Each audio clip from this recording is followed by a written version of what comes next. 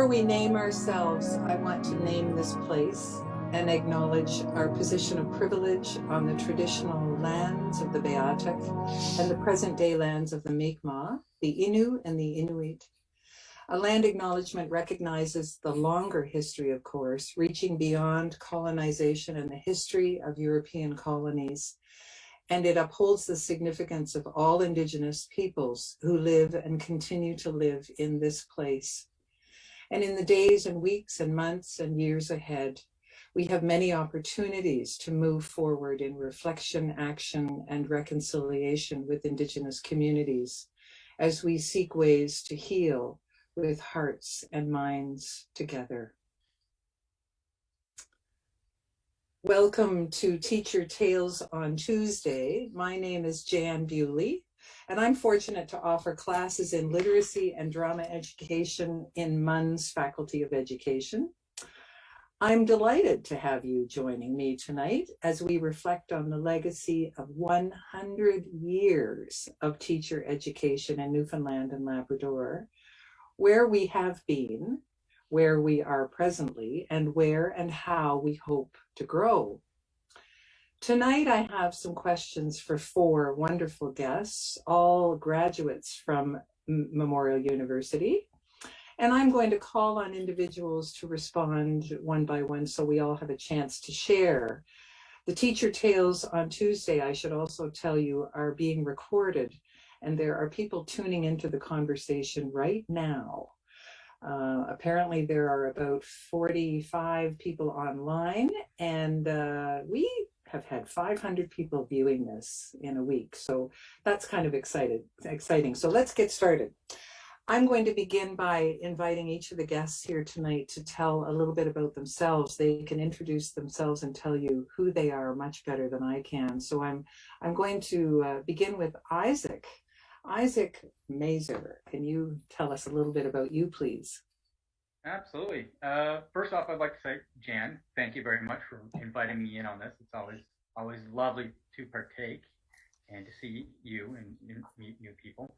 I am calling in all the way from Charlottetown, Prince Edward Island, just south of Newfoundland. And I've been born and raised here. And it's been said that most adults don't travel much further than an hour away from home when they end up living as an adult. I don't know if that's true or not, but that is certainly the case for myself. I am actually about 15 minutes away from the hospital I was born in and 20 minutes away from my folks. I am currently working short-term contracts in Charlottetown and all across BPI, and that's me. I'm a music educator, and I absolutely love what I do. Great, and thanks for being here tonight, Isaac. We'll hear more about teaching online. And Craig Gowdy, tell us about you. Welcome. Hi, I'm Craig Gowdy, calling in from Grand Falls, Windsor. I'm the fossil on the group tonight, so I'm on class of 82 there. Okay. I am retired. Long time art teacher. I taught in Fogo Island first, then down to Bishop's Falls, eventually moved to Grand Falls, Windsor. And then eventually I wound up with a position with CDLI at the beginning. I got in there actually before CDLI started.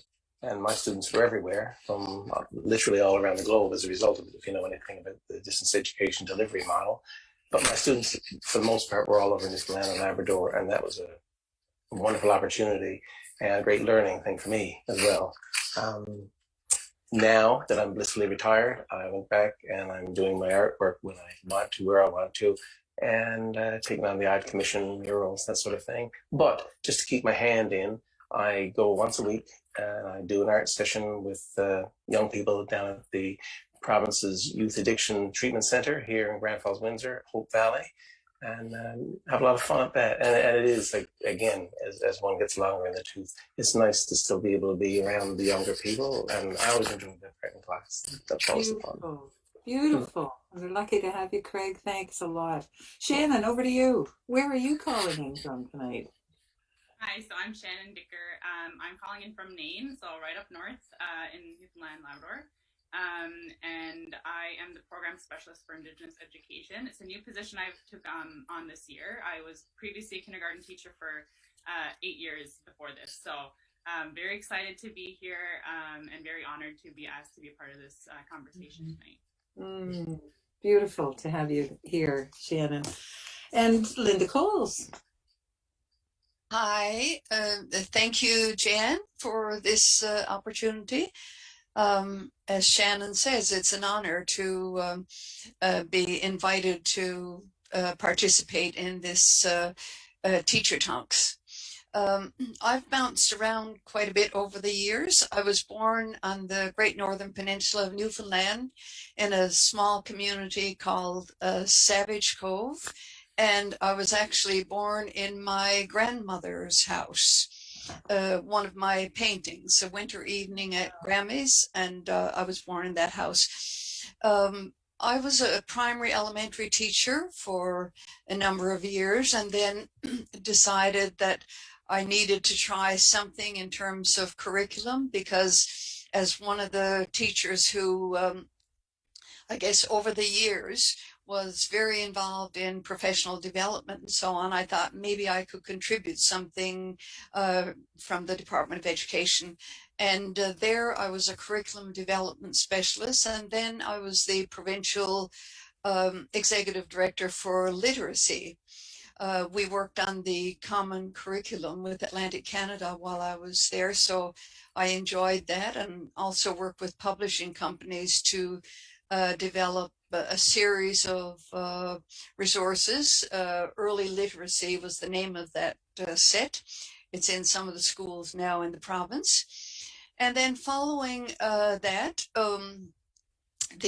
I decided that I wanted to continue my education, so I went on to do a PhD at the university, at Memorial University. And during that time, I got to travel a bit with presenting my work in Austria and Belgium and San Diego and New York and all those places. For the last, number of years, I've been teaching at MUN. I've been a term appointment for the most part. Shannon, I'm not sure if you were one of my students. No?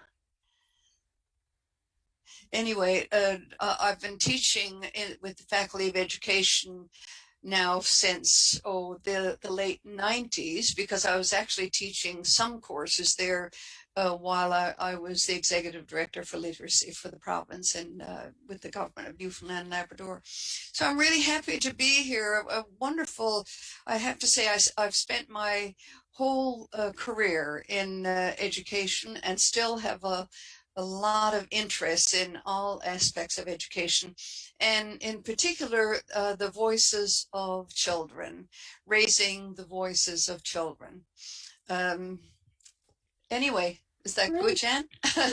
Thank you. Thank you. For that introduction, everybody. So I'm going to leap on the screen right in front of me. Isaac, I'm going to ask you a question, and then we'll go around with the other guests here. What lured you to the teaching profession not so long ago? Isaac, what is it that, why teaching? Why not veterinarian medicine or chemistry?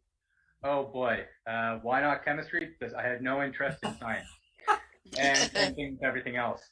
That's a very good question. I am one of those educators that came to the game a little bit past what was many years ago the norm. I completed to back up a little bit, I'm one of those students that went to university right out of high school thinking that's what I was supposed to do, and dropped out because it was clearly not, I had no heart in it. I traveled for a number of years and eventually returned to school to complete a college degree, and on the advice of a mentor, finish my Bachelor of Music degree. And I'm really glad that I did.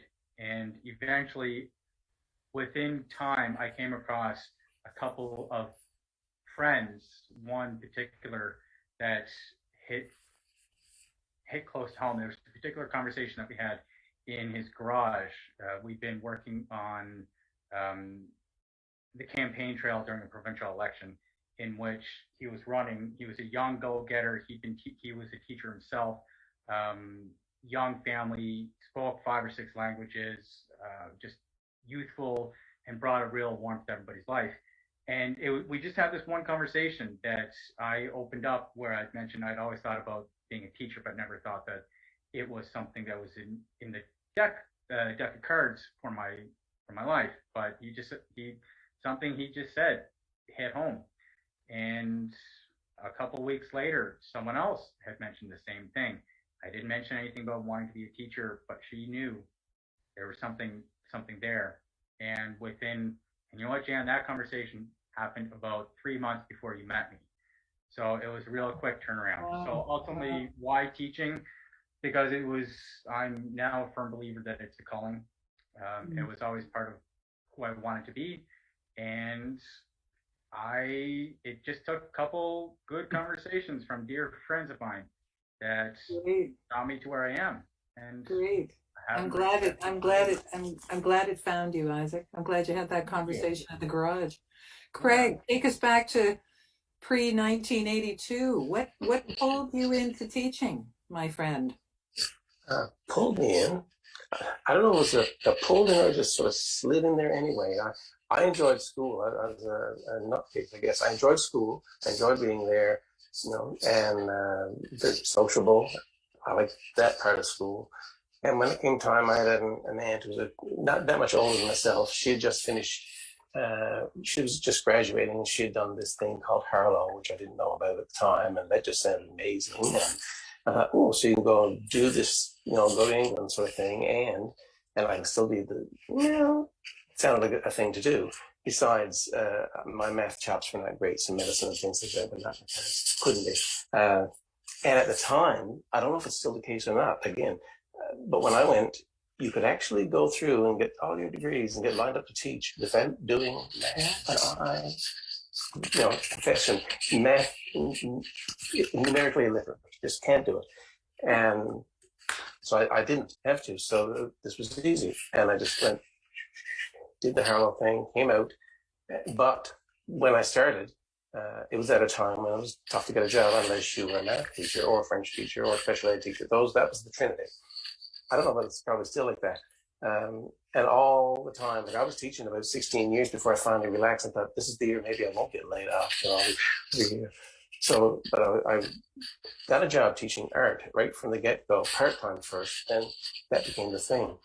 And I actually resisted going and doing the art part first because the only person I knew who had any teaching experience with art told me, you're an artist, don't teach art, you'll hate it.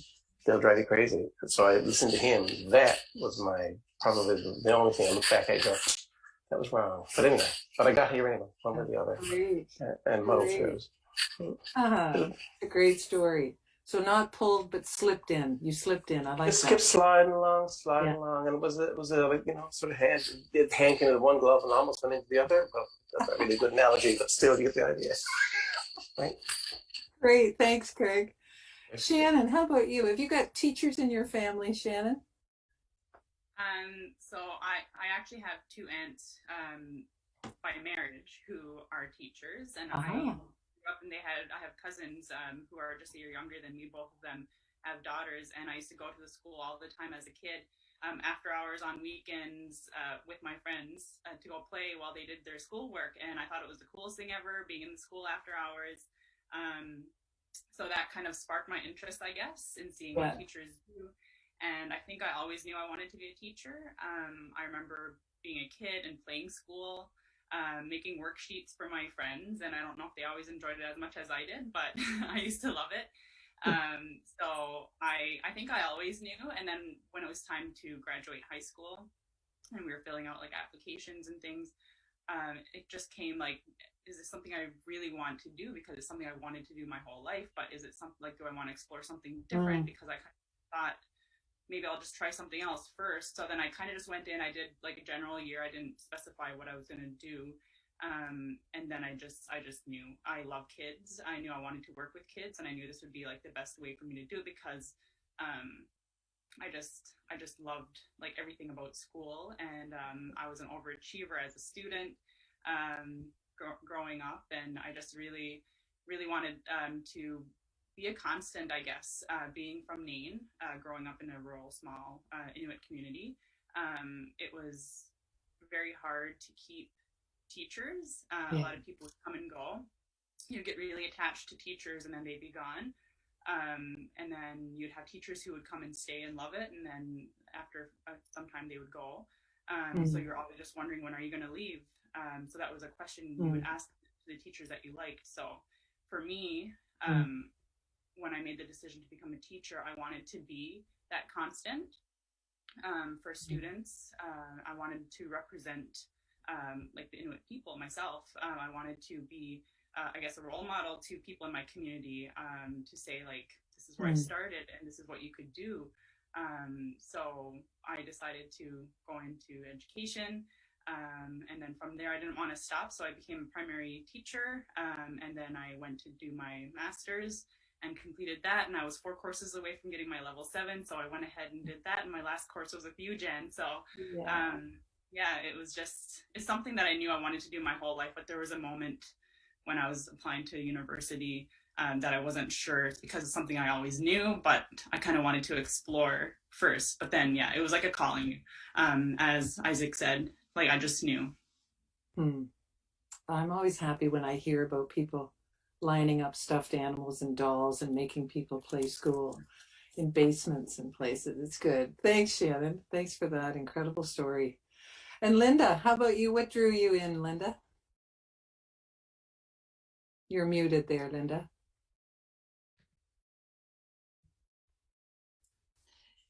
I think, being around teachers probably was a factor. I looked up to teachers. I had 3 aunts who were teachers, and they lived next door to me. And then my uncle was a teacher and later a professor at the university, but he was the principal of the junior high and high school that I attended as well. So I think all of that kind of influenced me. I think as well, I always had that desire to, let's say, make a difference or to do some good for the world, to contribute. And I remember being in the garden and talking to my mother, and we would be pulling the weeds, and I would be discussing my thoughts, let's say, about what I would like to do in life. And she would say, Linda, take your time and think about it. But teaching, I think, was always there. I played games and shop and leaders in my childhood, so I would be the big boss because I was a little bit older than my brother and sister. So I would be the boss, and I probably felt like a teacher at that time. So I think that, there were times after I finished my master's degree when I thought, should I do family law? And I did go to Halifax and looked at the LSAT exam and had some discussions with lawyers, lawyer friends.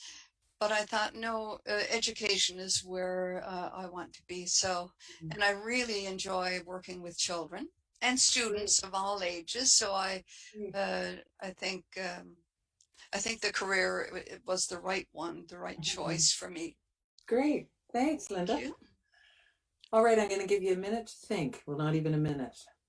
30 seconds. I want you to go back into your mind. For you, Isaac and Shannon, it's not so long ago, but I want you to pinpoint a learner who maybe stopped you in your tracks and taught you something incredible. You're welcome to use that person's first name, or you can disguise it with a pseudonym. Was there a student who said something or offered something or taught you something about you connected to the teaching profession and learning profession? And I'm going to jump up to Nain. I'm going to start with you, Shannon. If there's a learner that you can tell a story about. Well, it's a tough question because there's been so many opportunities that I had with students over the years. Many, I mean, with 5-year-olds, you can just imagine the conversations you have with 5-year-olds. But there's a couple that come to mind, and one in particular. And I feel like you always have challenging students, but I feel like those sometimes leave the biggest impression. And I had a student who it was just very difficult, and a lot of like outbursts and behavioral issues.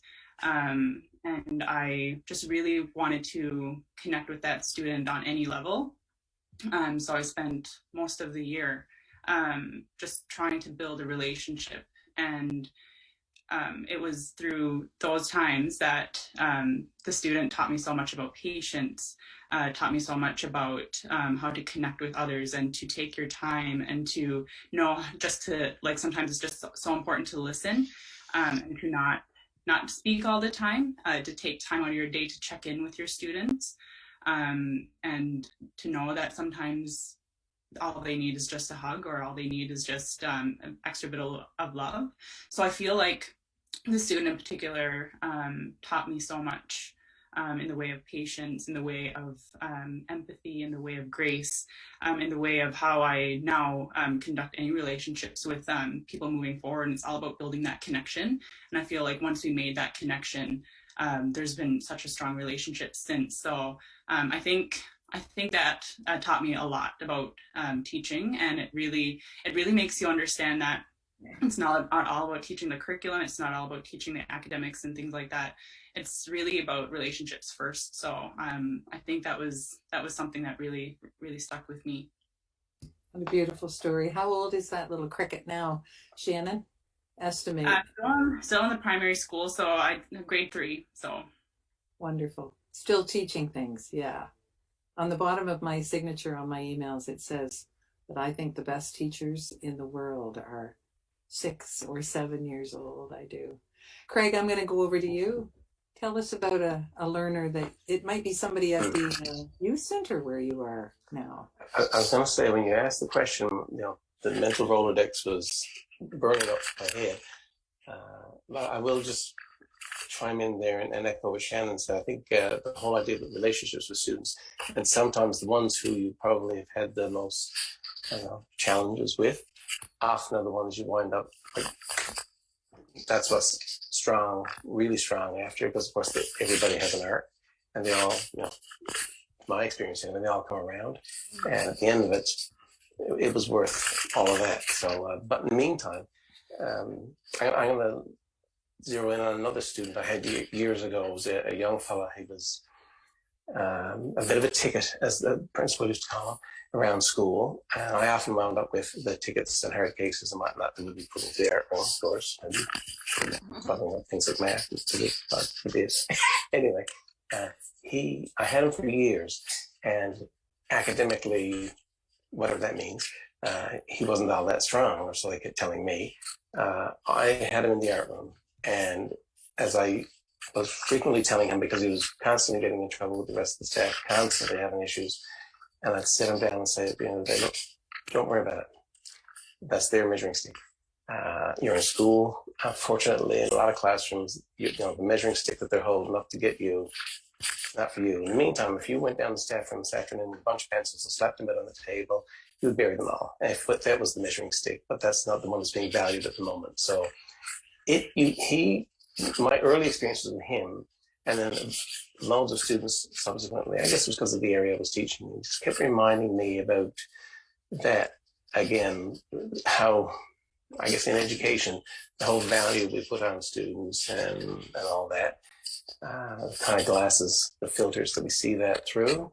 And I tend, I guess because of my subject area, whatever, because it was art. It wasn't like the other things. You weren't getting right and wrong. The only thing I could think of that you could get wrong in art was mixing the wrong colors together to get a specific one, but anyway, there was. That sort of, he reminded me of that, and I kept thinking of him. And every now and then I run into somebody from his family still, and I know that he left school, he did eventually graduate, but he went on to make it. a remarkable success of himself in Western Canada. And I am willing to bet that none of his teachers, other than myself, and I wasn't sure where he was going, thought that he was going to get to where he eventually got. He just plugged along, but at least by, I was there in the school. He could come and talk to me. I could relate to him.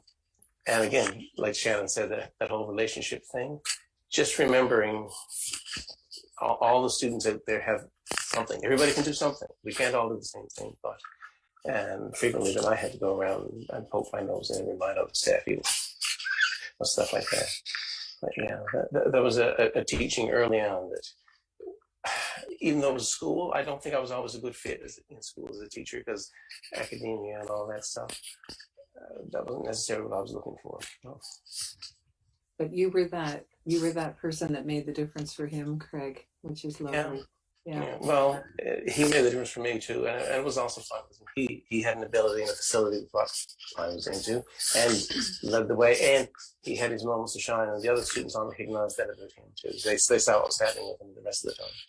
Thank you for that. Thanks, Linda. Over to you. Who's the student who made a difference for you?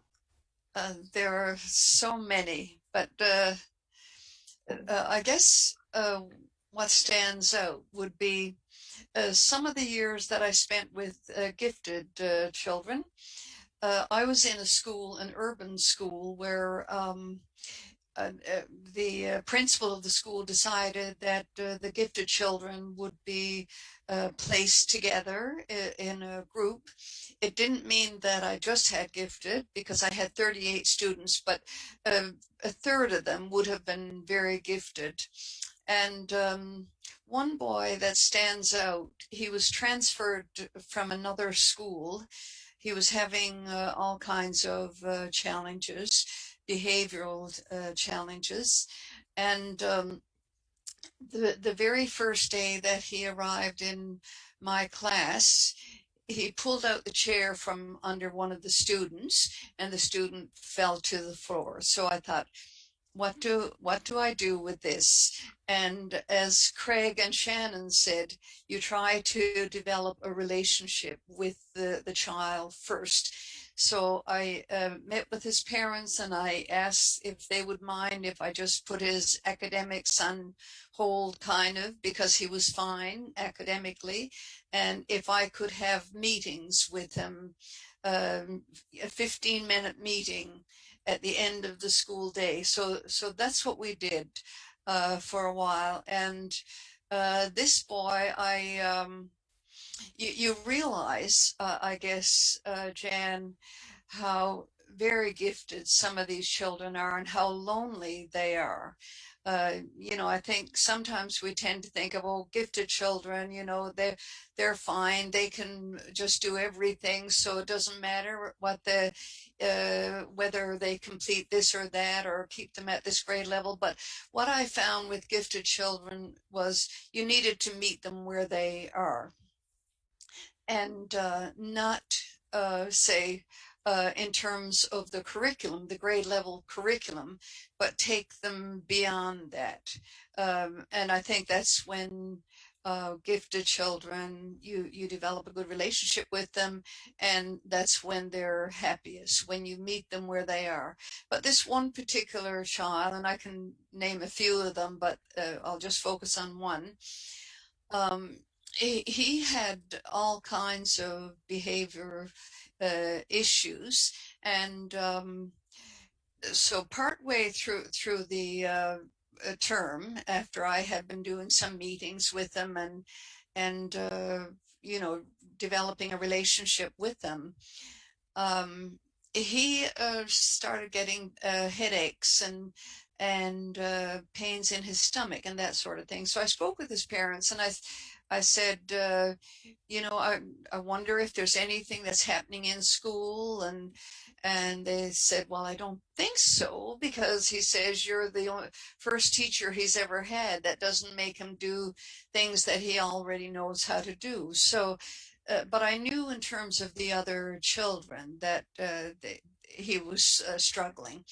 So anyway, they took him to the doctor, and as a teacher, you're very anxious to see what the issue is so that you can work with it the next day. Anyway, the mother called me that night, and she said, well, the doctor asked them all kinds of questions. You know, do you have a pain in your stomach, or do you feel sick before you go to school, or on weekends, on Saturdays or Sundays, or in the nighttime? So after a battery of questions, then the doctor looked at him and said, so when do you have these, when do you feel sick? And he looked at the doctor and shocked the doctor and his mother by saying, doctor, if you're trying to suggest that there is some psychosomatic component to my illness, forget it. I love school. So that for me was, it gave me the goosebumps when she called me that night to tell me what he said, because I felt that I was reaching this child who, prior to that year, had no friends, and he had developed a friendship later in life with the principal of the school, the high school actually here.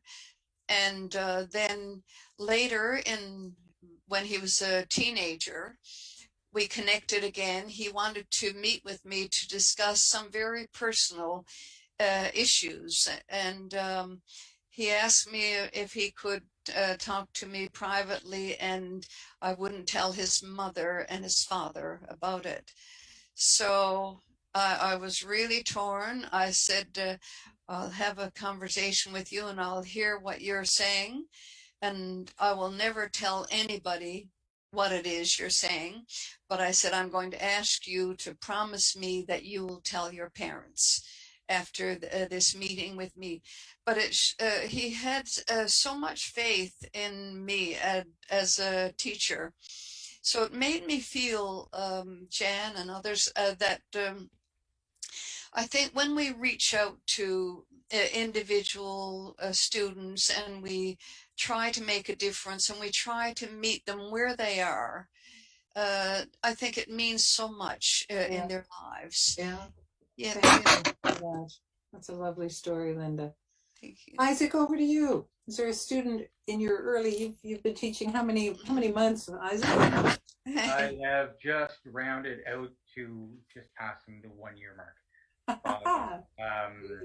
I am currently about to enter into my 4th contract, and being a music educator, especially in the primary and elementary years, I teach the whole school.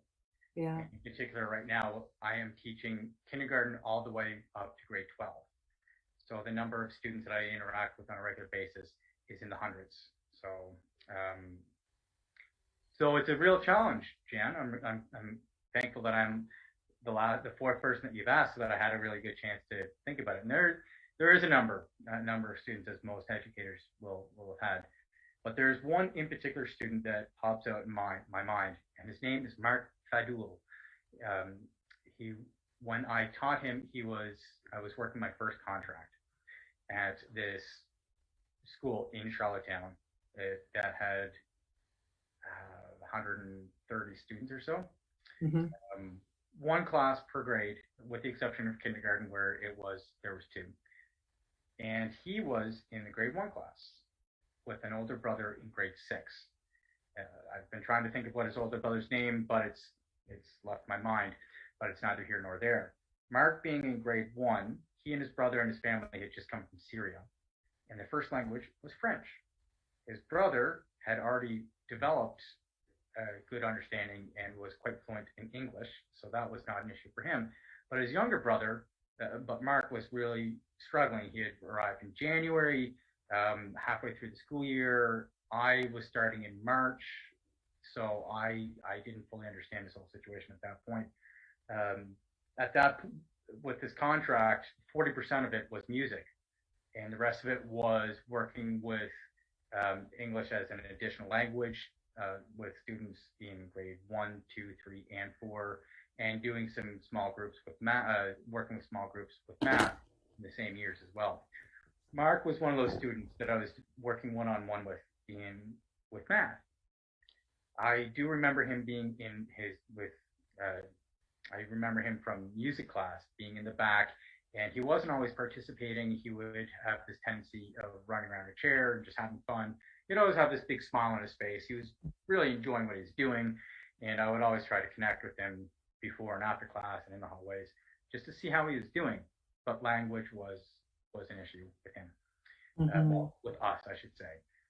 Trying to interact with each other using different languages and hand signs. It was not easy. So to be able to, I was his first male teacher in Canada, nonetheless. His homeroom teacher was a female, identified as a female. His music teacher was identified as a female. Everybody that was helping him identified as a female. Principal, the vice principal, everybody. So it was really interesting to watch him interact with me and to interact with him. He wouldn't say anything to me for the first week or so, except for what he needed to. I'd say, "Hi, Mark," and he would wave. Always had a big smile on his face, nonetheless. So we would be always, so this whole interaction of one-on-one work doing math was very interesting. How do I develop this? How do I work with the students? And it's already been mentioned several times tonight about having that relationship first and meeting the student where we're there. It's absolutely important. It's what leads me through day to day. But what we ended up doing was, we worked on math, but it was more so, let's just socialize. Let's just talk. Let's forget about, yes, math is something that's very important and we need to develop that as soon as we possibly can. But same thing with socializing. Same thing with being able to interact. How do we interact with each other? And we would go for walks to the hallways, just talking, and eventually we'd be saying some small things of, let's count the number of steps it takes to get from here to that door. How many stair steps are there? How many people did we interact with? Small things here and there. And it ended up being what took me aback was watching him grow with his social skills, and watching him relax being around someone that he didn't know, a male, someone at that time I had a big beard, even bigger than the one that I have now. So to be able to, see someone interact watch him interact with me at that point as well. And it got to the point of, so the first day that we interacted, he would just wave. And by the time that was in March, and by the time that he left in June for the summer, he was cracking jokes with me.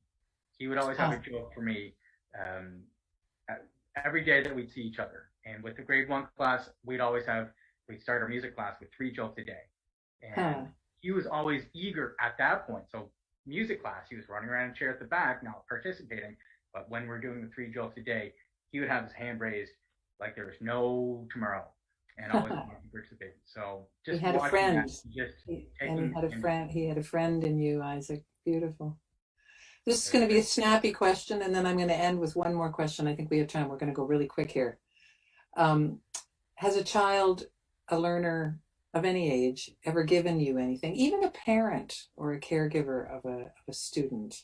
And no big long story with that. Just I shared at the beginning, a student once gave me a robin egg. I was once given a dried stuffed piranha fish from a student who just thought it was very funny to give that to me.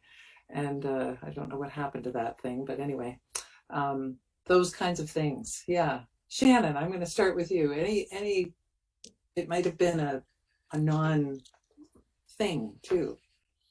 Well, I had lots of things given to me over the years from the students, but I remember during my internship, I went in grade 3, and I actually had the opportunity to teach with a teacher who taught me in grade 7. She's a phenomenal teacher, so I learned so much during that time, and it was amazing. And she had a son in the class. The IRT teacher had a daughter in the class, and the vice principal had a son in the class. So it was like, it was a little bit intimidating for me to be teaching all these teachers' kids as well for my internship. And at an end, one of the parents, so the vice principal, who also taught me in school, in high school, she gave me this little shelf. So I actually brought it. So it just says teacher. Haha. And she told me, so there's an interesting story. So that was the gift that she gave me a gift from her son as the internship teacher, but then she gave me a gift as well. And she said that somebody gifted it to her when she became a teacher. And she's nearing her retirement now, so you can imagine how long ago that was. And she wanted to gift it to me, and she would like me to carry on that, I guess, legacy and hand it down to another teacher down the road. So I've been holding on to it. It's very special to me, just knowing that she had it for all these years and then thought it would be nice to pass it on. So I'm just waiting for the opportunity now to pass it on to somebody else. So like when they start their career as a teacher. So that's something that, that just really touched me. See, Isaac, if you were closer to name, you might be the recipient of the shelf. Linda Coles, over to you. What's a gift a student has given you, Linda?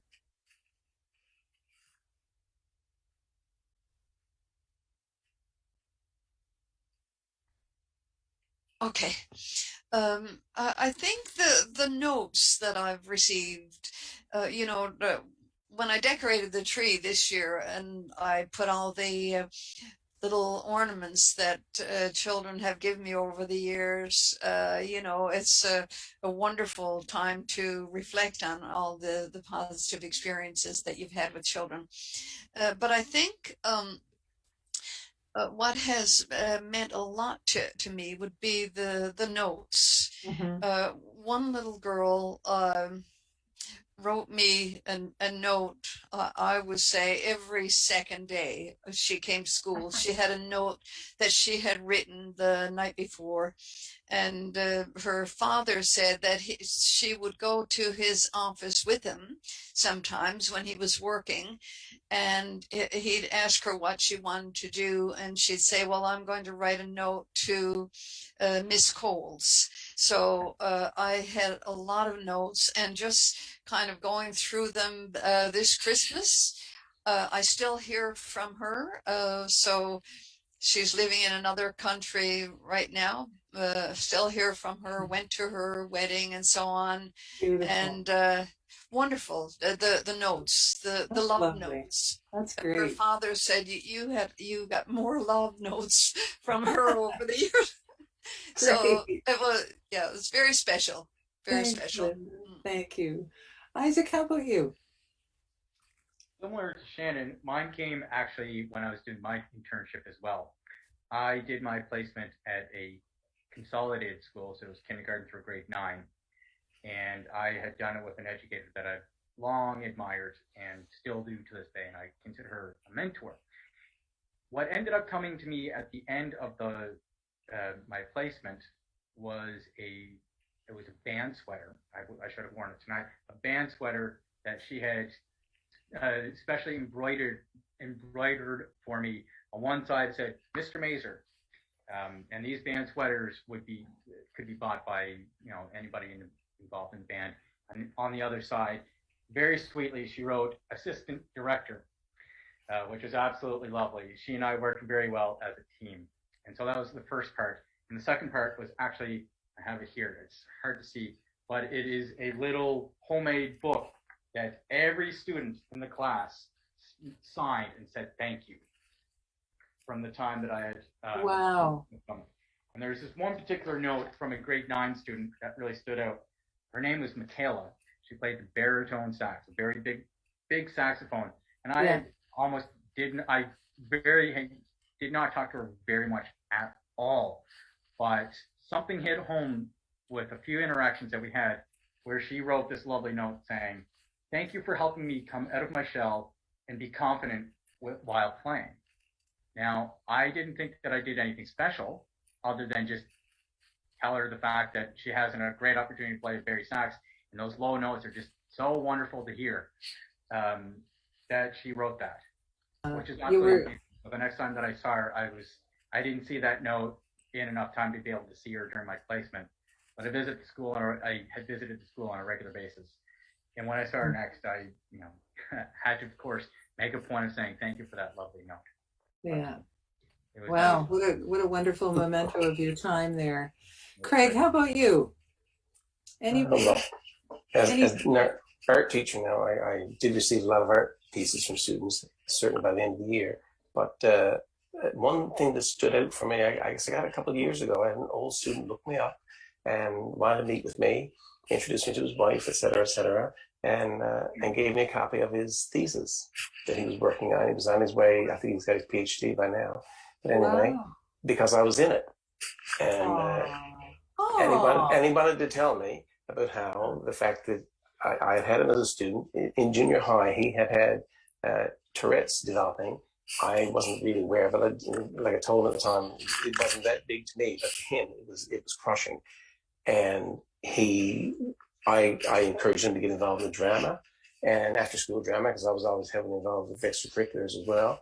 And he started in junior high, and every year thereafter, and stuck with it and stuck with it. He went off and did a theatre degree, and now he's actually doing in Western Canada. I don't want to identify him too much, but he's teaching in university, working with special needs students, and in particular with a focus on students with Tourette's and a drama component of that. But he said that if he hadn't been, at the time he was so upset in school, if he hadn't have been encouraged to join the theatre arts of the after school drama at the time, he figured he was getting ready to quit school. He just couldn't stand it anymore. He was just becoming crushed with his developing Tourette's. So it worked out really well. They had a lot of funny stories. It was a great meeting. But and again, you don't know how you impact people because everything else is coming at you like like a snowfield or one of those Star Wars things, and you're plowing through your day, but you don't know what's going on the other side of the desk half the time and the impact you have, so you got to be careful. And that was a good one. that's beautifully said, Craig. What a lovely story. I'm going to do something tonight that I've never done before. I'm going to invite anybody online and the 4 guests tonight.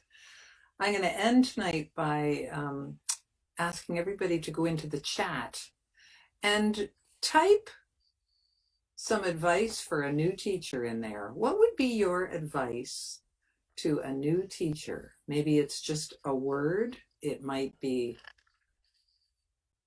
something that you have heard said to you. Just take a minute to type in something in the chat line there.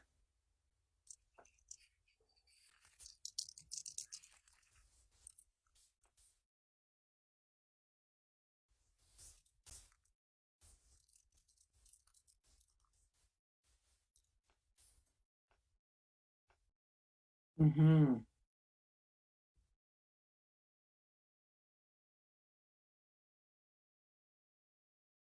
And this will grow through the week, I'm sure. Mm-hmm. Nice. Ask for help. To thine own self, be true. Add in another one if you think of it. Do not lose yourself yet. Be ready to get out of your comfort zone. Yeah. When in doubt, ask. Yeah. Mm-hmm. This is one of my favorites. Try, right? Nice, Shannon. So I'm going to thank you all for being here tonight. It's been a real pleasure to talk and visit with all of you. And special thanks to Morris Berry and to Craig Adams and Angela Hunt, who do the magic behind the scenes. The next Teacher Tales on Tuesday event is at 8 o'clock on February the 22nd. It's the last Tuesday of every month. And we'll hope to see you all back here on February the 22nd. By then, who knows what we'll be in, but we'll hopefully be close to the end of the COVID tunnel. And it's almost time for Son of a Critch. So goodness, we can't compete with that. Thank you all for being here tonight. It's so lovely to see all of you. Stay positive. And we'll Thanks see for the you. invitation. Thank you. Thank Thank you. you. Good night, Thank you. all.